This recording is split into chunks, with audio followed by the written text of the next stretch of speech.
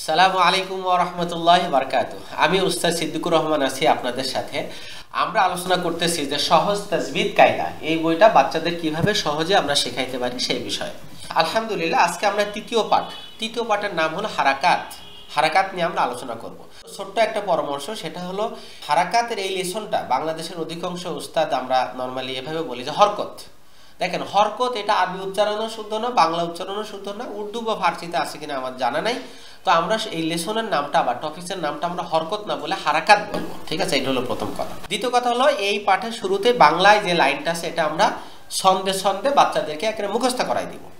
যেহেতু অনেক বাচ্চা আছে তারা বাংলা পড়তে পারে না, তারা আমাদের কাছে মক্তব পড়তেছে বা স্কুলে পড়তেছে, কিন্তু আমরা এটা মশকের মাধ্যমে মুখস্থ করাই দিব। সেটা হলো কি, আমরা এখন পড়বো হারাকাত। হারাকাত কি জিনিস?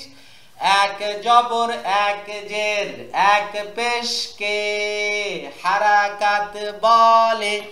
এক জবর এক জের এক পেশকে হারাকাত বলে।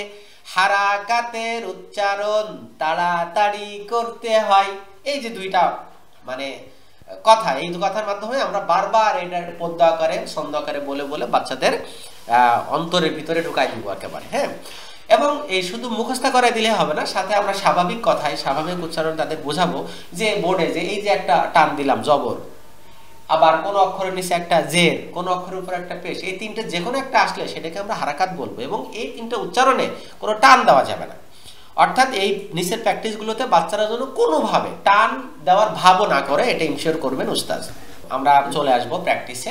সেই ক্ষেত্রে যেটা জরুরি সেটা হলো যে বাচ্চারা বানান করা শিখবে, বানান করবেও, যেন বানানো অভ্যস্ত না হয়ে যায়। মানে এমন না হয় যে একটা বাচ্চা বানান করে পড়তে পারে, বানান না করলে আর পড়তে পারে না। এজন্য আমরা দুইটা পলিসি অবলম্বন করবো। একটা হলো শুরুতে আমরা বানান করে করে পড়াবো, বাচ্চারা ওটা করবে। আর ফাইনালি পড়া দেওয়ার সময় ওরা বানান ছাড়া পড়া দিবে। এই দুইটা বিষয় ইনশিওর করতে হবে বাচ্চাদের। তাহলে বানান করে কিভাবে বলবে? আলিফ জবর আ, আলিফ জের ই, আলিফ পেশ উ, আ ই উ। অর্থাৎ এই যে উস্তাদ যাদের একটু সিফাতের লাইনে জ্ঞান আছে, আমরা যদিও এজ এ কায়দা হিসাবে অনেক সিফাতে আলোচনা এখানে করি নাই, অ্যাভয়েড করছি কঠিন লাগবে বলে।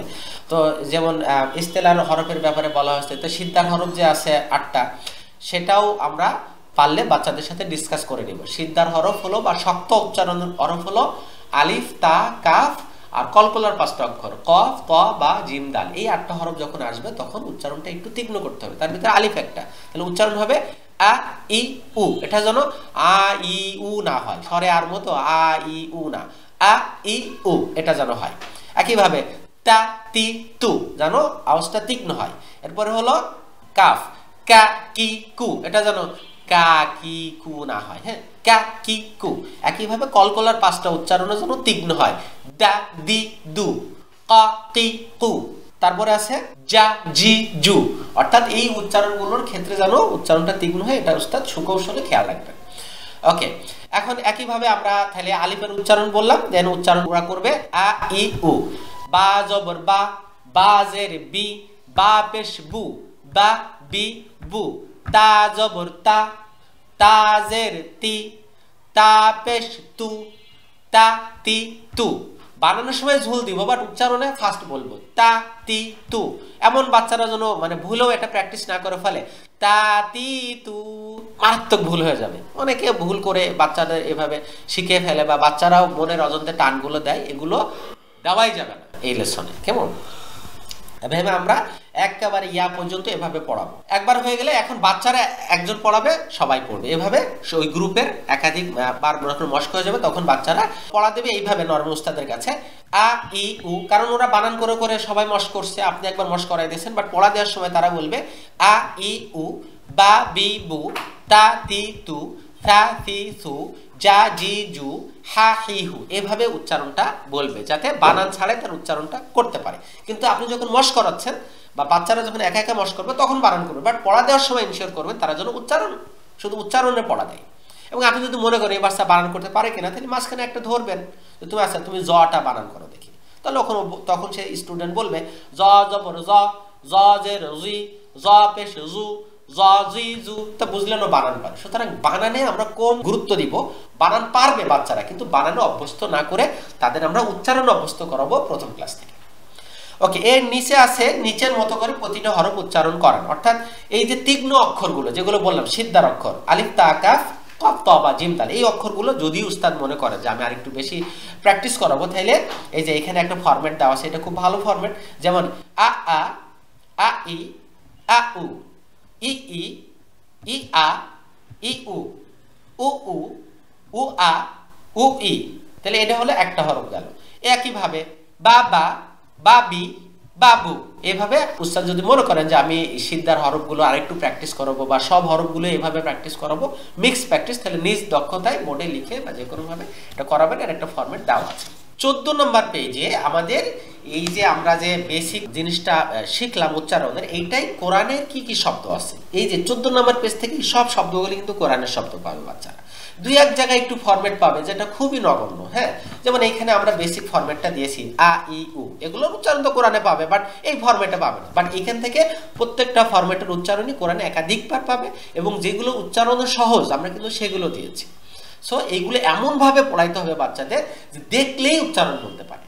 তো শুরুতে উস্তাদ কি করবেন, একটু বানান করে পড়াই দিবেন এইভাবে, লাম জবর লা, কাপ জবর কা, লাকা, জানো ছাত্ররা ভুলেও লা কা এরকম ঝুল না দেয় ক্ষেত্রে, হ্যাঁ, লাকা, মিম জবর মা, আইন জবর আ, মা আ, তা জবর তা, র জবর র, তার, কাফ জবর কা, তারকা, জানো তারকা, এরকম না হয় উস্তাদ এটা গুরুত্ব দিবেন।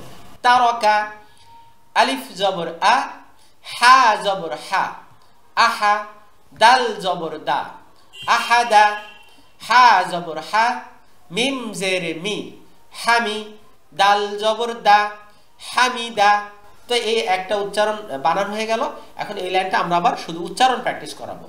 উস্তাদের সাথে ছাত্ররা বলবে লাকা, মা, তারা, আহাদা, হামিদা, এইভাবে একটা লাইন যখন হবে তখন ছাত্ররা এই লাইনটা হয়ে গেলে দেন উস্তাদ পরের লাইন। আর যদি বলছেন ছাত্ররা টোটাল একবার পড়াই দিলে ধরতে পারবে, তাহলে উস্তাদ টোটাল পড়াই দিবে, দেন এক একজন বাচ্চা তার গ্রুপকে নিয়ে প্র্যাকটিস করাবে।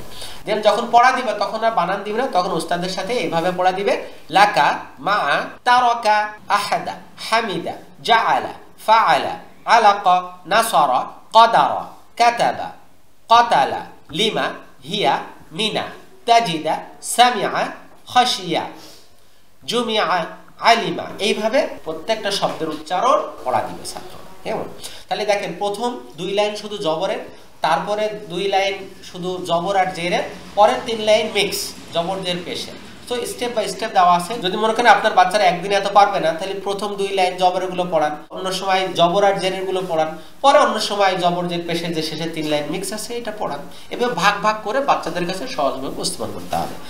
তো ঠিক আছে, ইনশাআল্লাহ আজকে এই পর্যন্তই। পরবর্তী লেসনে আমাদের চতুর্থ পার্টে আলোচনা করব। সবাই ভালো থাকবেন, দোয়া করবেন। অবশ্যই আমাদের চ্যানেলটা সাবস্ক্রাইব করবেন, আমাদের ভিডিওটা লাইক শেয়ার করে অন্যদেরকেও এটা জানার, এবং অন্য উস্তাদ আপনাদের যারা পরিচিত ফ্রেন্ড সার্কেল, ফেসবুক ফ্রেন্ড আছে তাদেরকেও এটা জানার সুযোগ দিবেন, তারা যেন আমাদের বইটা কালেক্ট করতে পারে। আল্লাহ হাফেজ, সালামু আলাইকুম ওয়া রাহমাতুল্লাহ।